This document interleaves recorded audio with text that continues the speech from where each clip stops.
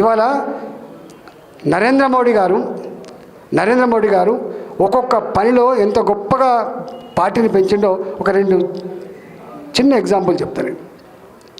మేము ఢిల్లీలో national executive committee మీటింగ్కి పోయినాం. వారు అనేక రకాల ఉపన్యాసాలు ఇచ్చాడు. ఉపన్యాసాలు ఇచ్చిన తర్వాత నాకు అనిపించింది, పిటి ఉషా ఒక రాజ్యసభ సభ్యురాలు అయింది.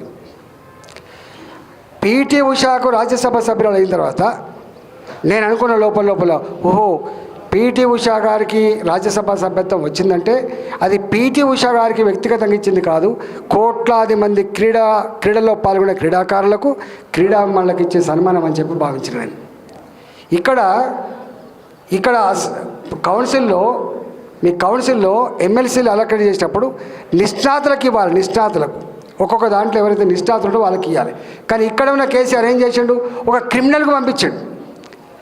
ఒక రచయితకి ఇవ్వాల్సినటువంటి, ఒక సినిమాలో గొప్పతనంగా ఉన్నటువంటి వాళ్ళకి ఇవ్వాల్సినటువంటి ఎమ్మెల్సీ పదవులు ఎవరికి ఇచ్చిండు, ఒక క్రిమినల్కి ఇచ్చే ప్రయత్నం చేశాడు.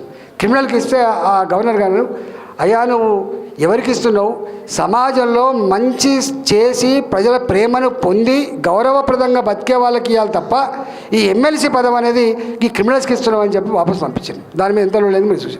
కానీ నరేంద్ర మోడీ గారు మాత్రం ఎక్కడ ఆ కోట ఒక క్రిమినల్కి కానీ ఒక రాజకీయ నాయకుడు కానీ ఇవ్వకుండా బాజాప్తా నిష్ణాతులకు మాత్రమే ఇచ్చి వాళ్ళందరినీ మనకు కూడగట్టినటువంటి మహనీయుడు నరేంద్ర మోడీ గారు అని చెప్పి మనం చేస్తున్నాం.